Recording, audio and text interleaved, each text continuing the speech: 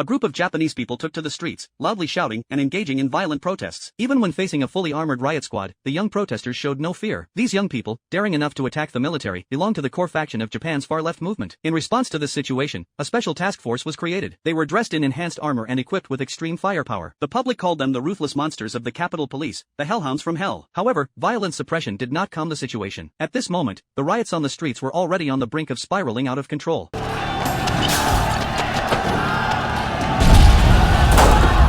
Meanwhile, some individuals were hiding within the crowds, quietly plotting a shocking riot.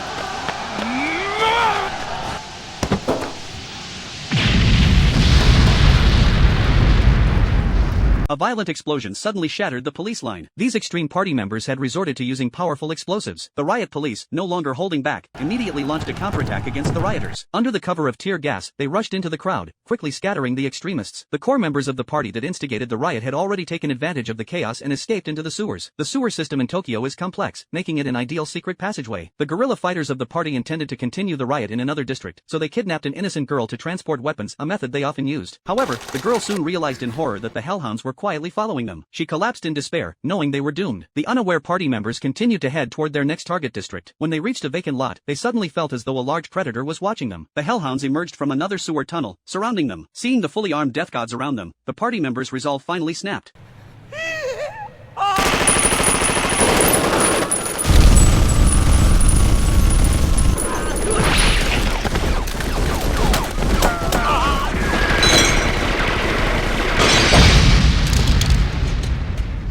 Soon, these extremists were completely suppressed and eliminated by the Hellhounds' firepower. On the other side, the girl, dressed as Little Red Riding Hood, was still desperately fleeing through the sewers. Exhausted, she finally stopped to rest. Little Red Riding Hood had no idea that the big bad wolf had already reached her side. Even the coldest killing machine hesitated to pull the trigger when faced with a seemingly innocent and harmless girl. In that moment of hesitation, he paid a huge price for his mistake.